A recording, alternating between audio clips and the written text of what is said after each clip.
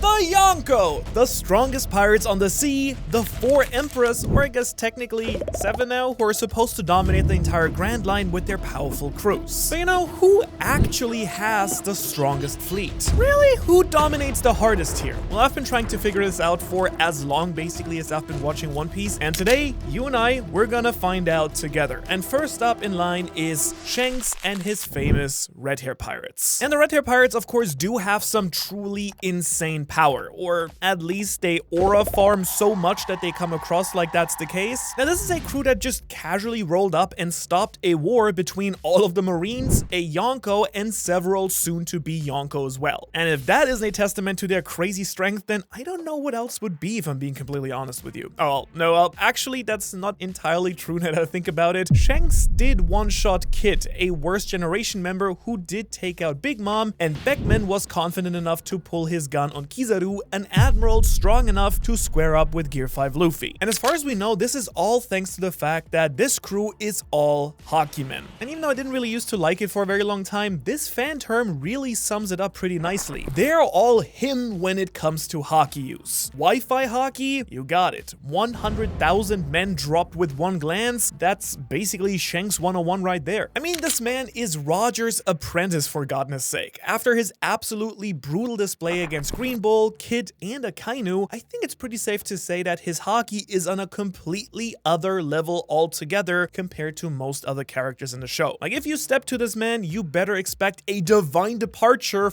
from this world for you. Now, this applies to the rest of his officers too, I would say, with like, you know, a little bit of nuance, I think, because they're also pretty darn powerful by themselves. And it does make a bunch of sense considering the structure of the red-haired crew to begin with is the template that Luffy built his Straw Hat crew off of as well. It's not all about quantity with these guys, it is about quality and a little bit about vibes. And so I think it's pretty reasonable to say that these 8 or 9 other elite pirates are something else entirely as well. I mean, Lucky Roo by himself is supposedly at least the fastest pirate in One Piece, and Yasop needed just one shot from his rifle to, well, one-shot the Barto crew's entire ship. So yeah, they're pretty strong, like they're at least not weak, I would say, and it kind of explains how they squared up and held off the Beast Pirates before Marineford too. Also, this might be not as big of a point to you, but to me it is because they all have the best names, like Bonk Punch, Lime Juice, and Building Snake. And of course, the most famous member of the crew nowadays is probably Uta, because she got her very own movie, but unfortunately her power, even though it's like insanely broken, is obviously not canon. But don't get it twisted here, she was shown off in chapter 1055, so she is technically a canon character, but her involvement on the crew isn't so much in this case. At least we haven't seen anything like that. But now, let me be completely clear here, if her powers were canon, the Red Hat crew would be the strongest on this list by far, despite some of their glaring weaknesses. Let's be honest, there isn't a single Yonko crew that's dealing with a full power Tot Musica, like accompanied by a Shanks and other, like, no. Unfortunately, that's not the case. So now we have to talk about why the Red Hair Pirates might not be the strongest Yonko crew around, and it's his fleet captains. And seriously, I don't really know how else to put this. It's all Fugar's fault. Like, stupid Fugar always bringing the vibes down for everyone. But don't worry, I won't single him out and be too hard on him, because the little frog punk Garotini and, you know, whatever Pururu is supposed to be also screwed everything up by themselves too. Oh, you don't remember who I'm talking about? That's my point. Of course you don't, because these guys stink. They are weak. Being a bit hard here, but like even Shanks says that's kind of the case. That's the only reason that they are technically red hair fleet captains, because they straight up need Shanks's banner to stay afloat in the new world. But I hear you, Manu, Shanks also has the Giants of Elbev on his side, and no, you are wrong. Well, only kind of really, but you know, I'm being a little bit aggressive today because I ran out of coffee and I didn't realize, and boy, do I have an addiction. But okay, I mean, the Giants aren't actually officially affiliated with Shanks or even Luffy for that matter. The new Giant Warrior Pirates exclusively do sail under Luffy, but the Giant Warrior Pirates, Dory and Broggy's crew are just their own unit altogether. As far as we know, they just happen to be buddies with Shanks and Scopper Gaban, so they kind of help out when he asks them to, no different than if Luffy were to do the same thing pretty much. I guess if I needed to compare it, like it would be kind of like saying that the Heart Pirates are part of Luffy's fleet. It's fair to say they'd probably help out, but I think think it's inaccurate to say that they sail for him and under his banner. So unfortunately, there are no giants or powerful fleet members to help Shanks top the charts right here. But you know which Yonko does have a giant and incredibly powerful fleet that doesn't need any compensating? Edward Whitebeard Newgate. My man's bringing his daddy energy for sure, and that's for a pretty good reason. He pulls up to wars with a beautiful woman riding his shoulder, he single-handedly wages war against the entire Marines, and he's got the stash of the century, which says something considering we have other characters like Roger. Plus, well, also one of the strongest devil fruits of all time and a crew of over 1,600 members. So just needless to say, Big Papa Whitebeard is not only the strongest man, he's also the person with one of the all-time strongest crews in the entire story. Unlike Shanks, who usually rolls up with like 9 guys and a dream,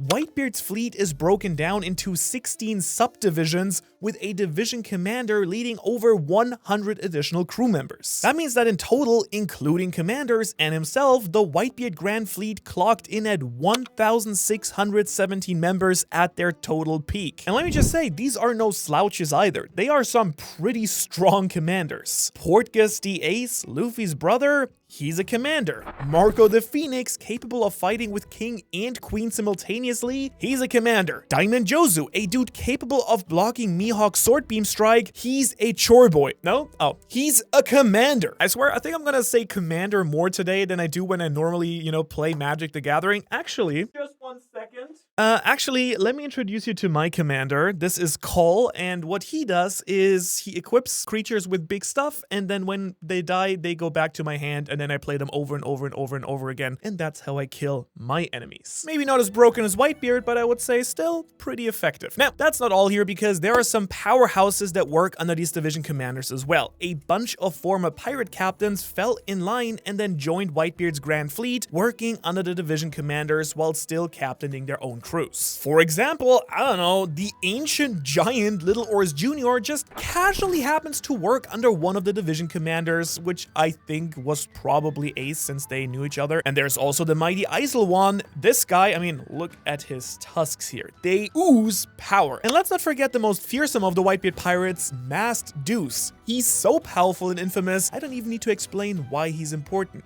You just know why. And if you don't, well, he's actually a member of Ace's old crew that helped, you know, Whitebeard during his sickness. We actually learned during the novels that he almost ended up eating the flame fruit, and you might have realized that I just love to talk about him whenever the chance pops up. Alright, silliness aside, I could literally sit here and talk about a ton of these guys because we saw them do some real work at Marineford. To this day, the biggest battle in all of One Piece. Need I remind you that commanders like Marco, Ace, and Jozu were all able to throw down with the admirals. Izo went on to battle ZP0 during Wano, and Vista crossed blades with the one and only Mihawk and still walked away without a scar. What I'm trying to say is that all of these dudes and dudesses deserve some real respect on their name for the powerful, you know, fighting power that they bring and all the people that they can match up with. And yet all of this isn't even accounting yet for Whitebeard himself, because Newgate was the rival of the Pirate King, even though people like Shiki or maybe,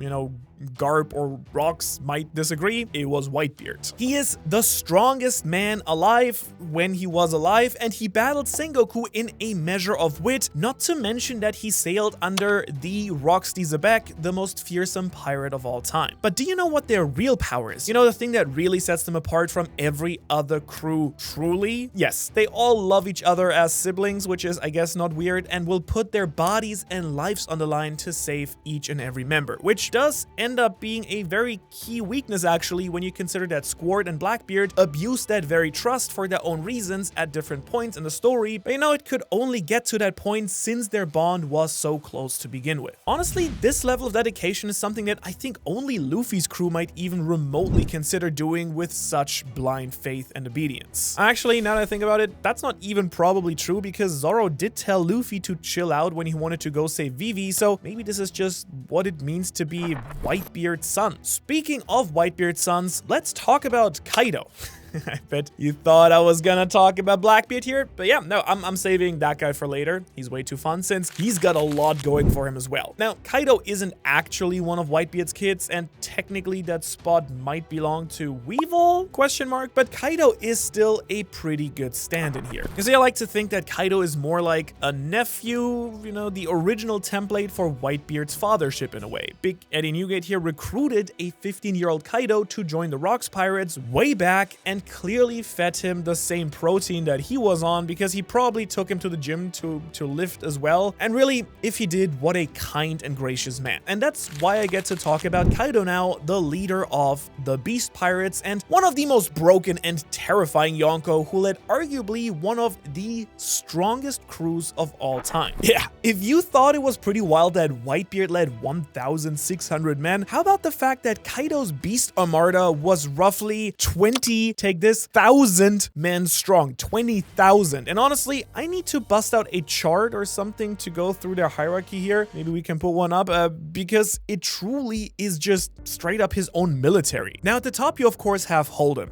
Just kidding. You have Kaido, the supreme commander here. He's the big muzzly dragon man breathing fire standing at the peak of the mountain. Then below him are the three all-stars, aka the Calamities, known as King, Queen, and Jack. Two, fun fact, incredibly powerful warriors, and Jack, who wield the ancient powers of dinosaurs and special bodies that let them crush their enemies. Then below those are the so-called Shinichi, secondary officers who work under the Calamities, and the strongest of those are known as the Tobiropo, the Flying Six, the primary opponents for most of the other Straw Hats during the Wano raid. In case you don't remember, these are people like Black Maria, Who's Who, Ulti, Page 1, and under them are then the 500 gifters, people who, you know, use the artificial zone fruits to manifest strong forms like Gazelle, Beetle, the Night Crab, you know, whatever the hell that actually means. And under the gifters are then the pleasurers, which clock in at around 4,500 or so. And these are the very unfortunate people who failed to get their wicked devil fruit powers to awaken, and they kind of suck, but I mean, someone in the crew has to be the fodder, right? And it could be worse. They could be the waiters, people who haven't even gotten a chance to earn a devil fruit yet. Or they could be subject to being a number, a very powerful and yet twisted attempt at recreating the ancient giant race based on Punk Hazard that, you know, Kaido got, I guess, on the black market is how he got them. Regardless of all that though, their structure just goes to show you the immense size and power of Kaido's entire crew, especially when he's got nearly invincible commanders like King, a Lunarian who can unleash powerful flames and has a nearly indestructible body, plus a questionable leather fetish. But hey, I don't king shame on this channel, so power to you, King, and whatever that entire crew has going on. Then there's also Queen and the Patasaurus cyborg, who also might be Frankie's dad, we found out recently. Yikes. The jury's still out on that, luckily, but if it's true, I'm not a big fan. And there is Jack. He's, well, Jack. He can't drown because he's half fishman, so that's something. I joke, but seriously, we saw what happened in Wano. Kaido's crew required a massive multi-crew army and, you know, the retainers from Wano in order to defeat them, and if it hadn't been for Gear 5 Luffy, they would have still lost. Now imagine if Kaido actually had Yamato or someone like that working for him for real. It just would have been over, and so would have been Jack's employment, I think. Because we all know that he would have been the one to lose his job if Yamato actually tried to become a Beast Pirate. And all in all, the Beast Pirates definitely are in contention for the strongest fleet, but considering their individual commanders can't square up with the Straw Hats, it's still hard to say if they could truly dominate the sea as the strongest Yonko crew. But you know who surprisingly does have a real chance? Big Mom. Now I know it seems a little bit odd considering that Whole Cake Island is the arc before Wano, and anime logic dictates that they are weaker than the Beast Pirates because previous arc weaker than next arc. But controversial take, I don't think that that's actually accurate. I mean, remember, Luffy and the crew had to escape from Whole Cake Island and never ended up defeating Big Mom or the vast majority of her crew to begin with. Heck, even Kid and Law didn't so much defeat her as they just made a big hole in the ground and then pushed her into a volcano, basically. And Luffy also almost died fighting her first commander, Katakuri, and had to fight Cracker for an entire evening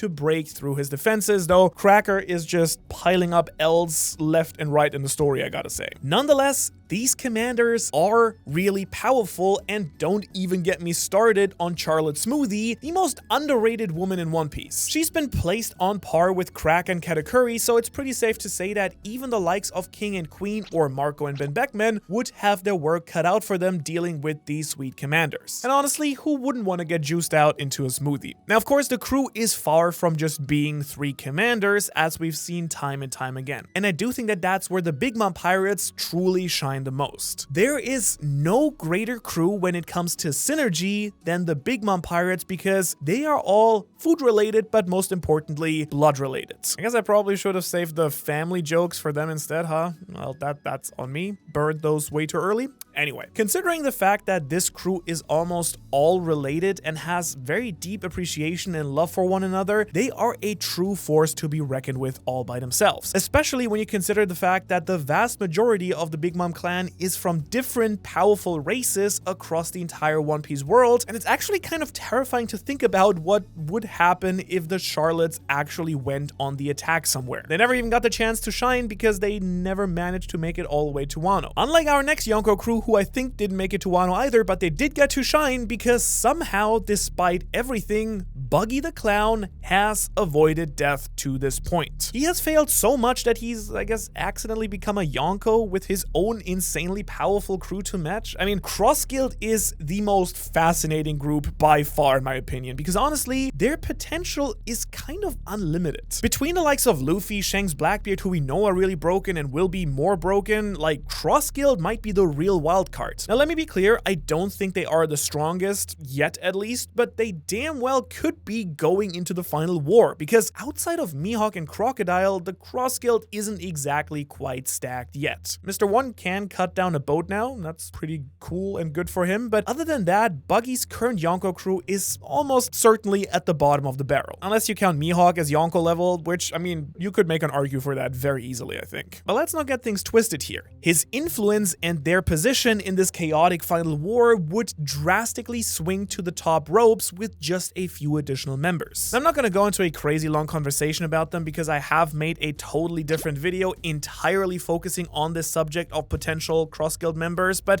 since Buggy is collecting warlords like Infinity Stones at this point, the potential for Cross Guild to gain the mighty Doflamingo, Boa Hancock, and maybe even someone like Kid, if he's still alive, not that we need him to be, but hey, could be, could absolutely turn this entire crew from the weakest to the middle of the pack of the Yonko crew, or even beyond that. But even right now, they are way more than just Buggy and the real Yonko, Mihawk, because Cross Guild might actually be the strongest when it comes to actual political influence across the ocean, even stronger than Luffy, Shanks, and Blackbeard, I think. And that's all thanks to the power of cold, hard cash, baby. I mean, because when you combine the mighty Buggy's delivery service with the marine bounties that they drop, Cross Guild is rising to become a massive empire. Their crew might not be the strongest, but it doesn't really have to be when other crews do the work for you. They take out the Marines or take out themselves trying, and as a result, Cross Guild naturally gets more powerful either way. Does that make sense? It's actually a pretty genius strategy. If not, let me quickly put it this way. Imagine if the pirates on Hachinosu, the ones who work for Blackbeard,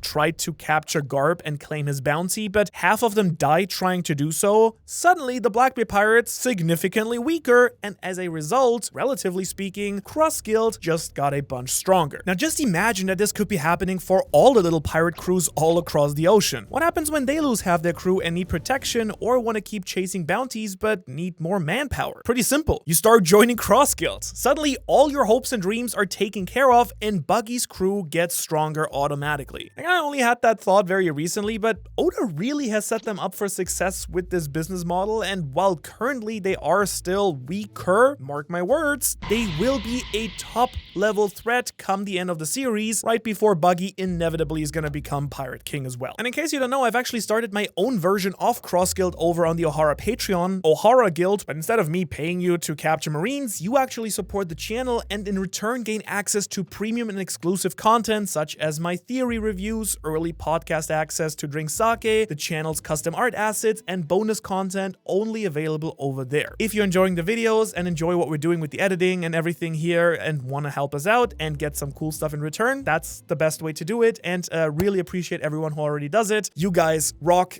Every single dollar goes back right into these videos. And we're trying really hard that you love it more than you might even love Luffy, I swear. Speaking of which, now that we've paid the bills, folks, let's talk about none other than the Mugiwara boy himself. Because it's pretty safe to say that by the end of the series, the Straw Hats will lead the world into the new dawn, change everything, destroy all the evil, but will Luffy's crew actually be the strongest? And how close is it to that right now? Well, let's start with the structure, and that will really help determine most of it. So far, Luffy's got 9 crew members, excluding himself, and damn, there are some pretty big heavy hitters in there already. I mean, Zoro is capable of withstanding attacks from a Yonko and has defeated several powerful foes like King and the Seraphim, and has matched up with even some of the Gorosei. The same, but some people will say slightly less, could be said about Sanji, a nearly indestructible warrior of love who steps to the Gorosei and Yonko commanders like Queen pretty easily as well. But their strength is of course way more than just big sword strikes and flame kicks. Their real strength goes much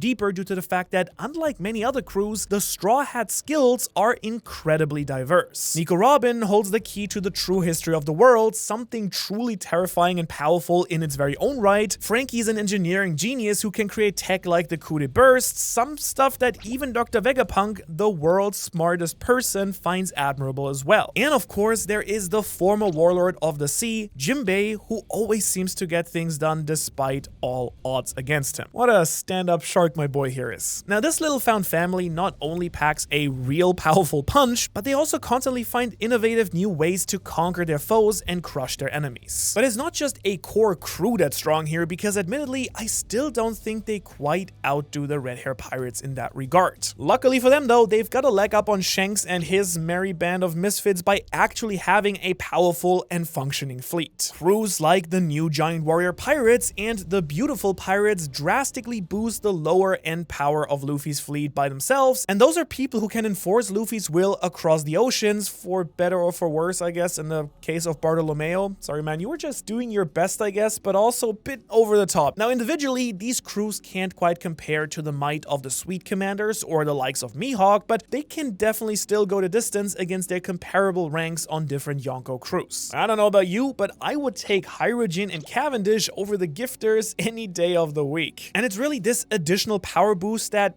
really helps separate the Straw Hats from the middle of the pack. Of course, having some truly unbelievable strength like the Sun God power and his natural influence also creates a pretty big plus for the Straw Hats as well. To me personally, I don't think it's that likely that the Straw Hats themselves are the strongest out there, at least not right now, but with all of their allies and nations that support them, I think we all know that Luffy's final army for the final war will drastically outweigh any individual Yonko crew. Alright, so who actually is the strongest here? If it's not any of them, well, if you kept count, there's really only one person it could be. And I am fairly confident saying that at the moment of the making of this video, the Blackbeard Pirates, led by Marshall D. Teach, absolutely take the title. If I'm being really honest, I feel like it might not even be up for debate really when you lay it out. He's got 10 Titanic captains featuring the likes of Shiryu, a former Warden of Impel Down, Kuzan, a former Marine Admiral and contender for Fleet Admiral, and people like San Juan Wolf, who's just straight up an island-sized person. Oh, and you're saying that that's not quite tickling your fancy? Ooh, I didn't know we had a gourmet here. Well, if island size doesn't do it for you, how about a literal island in the form of Alvaro Pizarro? That's right, he's straight up made of rock now, and he's literally the weirdest thing you've ever seen in One Piece, even weirder than Pika, which really says something. Oh, well, that's not fair. I've seen the way that you look at Lady Tree, you sick freak. That's a plant. I'm just playing, but seriously, his commanders have incredibly unique and dynamic devil fruits that really set them apart from every other crew out there. Especially, of course, Teach himself, who dual wields 2 of the all-time most broken devil fruits ever. The Yami Yami no Mi, which, you know, it probably isn't really, and the Gura Gura no Mi, which it probably, like, that's what it probably is. And with the black holes and earthquakes at the flick of his wrist, it's absolutely clear to see how he is dominating the oceans and how I think already no one at the moment can stand up to him until Luffy and Co actually grow more. Like seriously, I cannot stress this enough. His commanders are just unlike anything else out there. They have collectively defeated Garp, defeated the Heart Pirates, successfully invaded the Kuja Kingdom, defeated Boa Hancock, and that's not even the craziest feat. That one absolutely goes to Kuzan, who froze nearly an entire island and casually defeated Charlotte Cracker, not even probably pulling the hands out of his pockets, honestly. Someone who, as I previously mentioned, Luffy needed an entire night to defeat. Plus, they are pretty much our only Yonko crew today that has actively proven themselves better than at least one other Yonko crew, like on multiple occasions. Because in case you forgot or didn't know, Teach didn't get along with his siblings, it seemed, because after the time skip, Blackbeard's crew hunted down and destroyed most of the remaining Whitebeard pirates. Everyone except Marco and a few other people, from what I can tell, and that is really saying something. People who successfully invaded Marineford were dwarfed by the might of the Blackbeard pirates. It's a feat unlike anything we've talked about in this entire video. But somehow, despite even that, I don't know if that's enough yet to say he's got the all-time strongest crew, because Shanks would probably, maybe still take the win here. I mean, Haki does really hard counter and beat devil fruits, as we've learned from Kaido, and since Blackbeard's crew dominates with almost exclusively all-powerful devil fruits, a true Haki-based crew like Shanks could still have a really good shot at winning this. Then again though, Teach does very well know what he's trying to accomplish and what he wants to do, and to do that he actually created one of the most terrifying crews in the history of One Piece, very, resembling that of his big icon Roxy Zebek. And that's because, just like Roxy Zebek, he conquered the island where all of the worst pirates come together and live together and party together, and by claiming the Beehive, Blackbeard gained access to a fleet of rapscallions and scallywags that defend his home turf in fear of what he'll do to them if they don't. And I guess they kind of love him, like they cheer and celebrate when the Titanic captains appear, and he's kind of worshipped like a god in this place. Without question, we know he's gonna be one of the final villains of the series, so it only makes sense that his crew is the strongest. I can still sit here all day and imagine, what the final battle will be, who will be there, and debate if Emu or Blackbeard is the bigger villain, but what's more interesting to me is imagining what it would actually be like if Blackbeard was, not this type of villain, but another type of villain. Someone with a stronger sense of justice and military flair. I want to ask the question, what would happen if Blackbeard became a marine instead of a pirate to try and reach his goals of world domination? Don't worry, you can just check out that video right here. Otherwise, Shanks so much for watching, and as always, Shanks so much to all of our Patreon members. Again, check it out if you haven't yet. There's a lot of fun stuff coming up on there as well, and I will see you in the next one.